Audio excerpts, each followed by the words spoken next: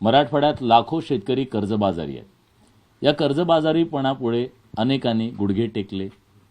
शेतकरी आत्महत्या इथला ज्वलंत विषय आहे. असं गाव नाही ज्या गावामध्ये शेतकऱ्यानं आत्महत्या केलेली नाही. आज अशाच एका गावात आहे ज्या गावामध्ये शेतकरी आत्महत्येच्या नंतर उद्ध्वस्त झालेल्या घरात आणि शेतीची सगळी जबाबदारी खांद्यावर घेतलेल्या त्या माऊलीशी मी बोलणार आहे. ताई, तुमचं नाव काय? मीनाक्षी दत्त आंधळे. बरं, काय झालं होतं? सर, सुरुवातीला आम्ही कारेगावनच होतो. ॲड्रेस आमचा तिकडलाच आहे, पण 10 वर्ष झाले इथं राहायला आले मी. आल्याबरोबर माझा एक मुलगा 5-6 वर्षाचा होता. 2-3 वर्ष झालं समजा. ते खाली शाळेपाशी पान लागून वारला. ते दुःख मी कसं बसं सहन केलं. आता गेल्या वर्षी 15 ऑगस्ट दिवशी माझे मिस्टर पण कर्जबाजारामुळेच आत्महत्या केली त्यांनी पण. आणि ते पण आता हळूहळू करीतच होते. समजा 2 लेकरं आहेत म्हणून त्यांच्यासाठी करीत होते.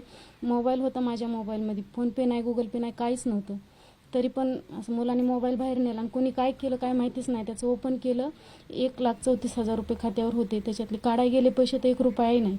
अकाउंटमध्ये काहीच पैसे नसल्यावर मला काय करावं काय नाही काही कळालंच नाही. वाटलं नवऱ्याने मेलं तसं आपणही जीव द्यावा. आता काही उपयोगच नाही, जगूनच काय उपयोग नाही. रानात सासऱ्याच्या नावाची शेती आहे, त्यांनी मला खायला दिली 1 एकर, पण ती पण आज पाण्यात आहे. तुम्ही मग बघून आला तिथं. रानात ती पण गेली समजा. घरातलं बी गेलं, शेतातलं बी गेलं आणि नशिबातलंही गेलं.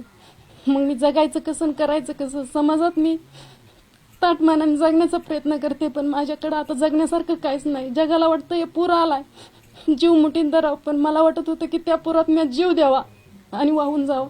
जगण्यासाठी काहीच नाही. पण शेजारी बाजारी म्हणले आहेत 2, कसं बी होईल, जगतो त्या लेकरासाठी.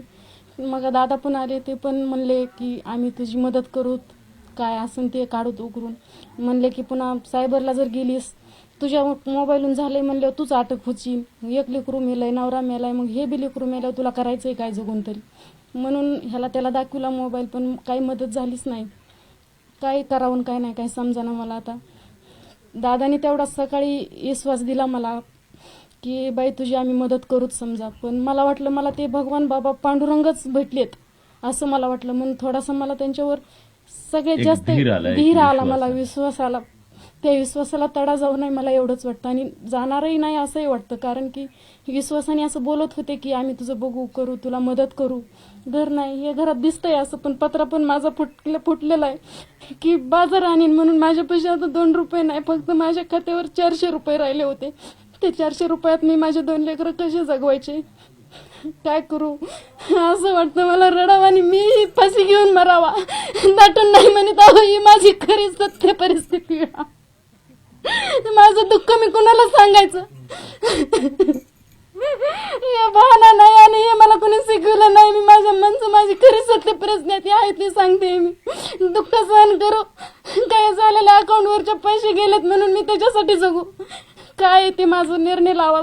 सरकारला तुम्ही पण म्हणा, माझी एवढीच मागणी, मला दुसरं काही नको. माझे गेलेले पैसे मला परत मिळत आणि माझी लेकरं कशी जगवत ती माझी मदत करावं सरकारने, मला एवढंच वाटते.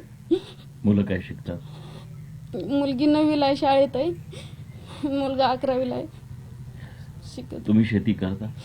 हो, रोजानी काम करून पैसे रुपया कमवता होते. शेती तरी करून काय आहे? त्या शेतीत काय आहे? आता गेलं सगळं. कशावर जगायचं, कशावर काय करायचं, काही सुधराना गेलं आणि सुचाना गेला. म्हणजे 4ही दार असे बंद झाले तर की मला असं बाहेर निघायला काही वाटत नाही. काहीतरी मार्ग असला तर सांगा, तर मी जगू शकन. नाही तर मी दिसते अशी. हे आज मी माणसं आलेत म्हणून साडी बिडी व्यवस्थित घातली जरा, नाही तर माझा येडीसारखा 15 दिवस झाला अवतरे. अहो तुम्हाला सांगायचंय काय, 1,34,000 रुपये गेलेत म्हणल्यावर त्या बाईला काय वाटत असन? ज्यांच्याकडे पैसा आहे त्याला चिल्लर वाटत असन समजा, पण माझ्यासाठी माझी अख्खी जिंदगी होती ना, त्याच्यावर जगवायचं कसं मी माझ्या लेकरं? लोकांच्या रानात काम करून जगवीत होते समजा, पण त्यांच्याच रानात पाणी, तर मी रानात काय जाणार आहे काम करायला? तरी कुठून काय होणार आहे? माणसांची चहूबाजूनं कोंडी झाली आहे. या सगळ्या माणसांचे संसार इवलेश आहेत, पण त्यांचं दुःख आभाळा एवढं आहे. आणि आज आभाळ कोसळलं तेव्हा या माणसांना कुठे जावं आणि कुठे आपलं डोकं झाकावं हा प्रश्न आहे. त्याच्यात पुन्हा विवंचना आहे.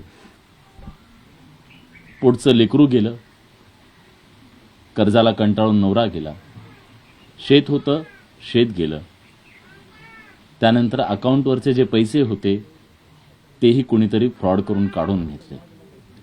आता अकाउंटवर 400 रुपये आणि पुढे प्रचंड मोठं आयुष्य, खूप मोठ्या जबाबदाऱ्या.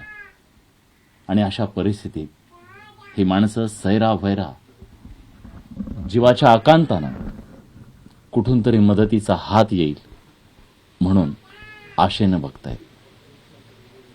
व्हिडिओ जर्नलिस्ट रमेश भट सह विलास बडे, न्यूज 18 लोकमत, बीड.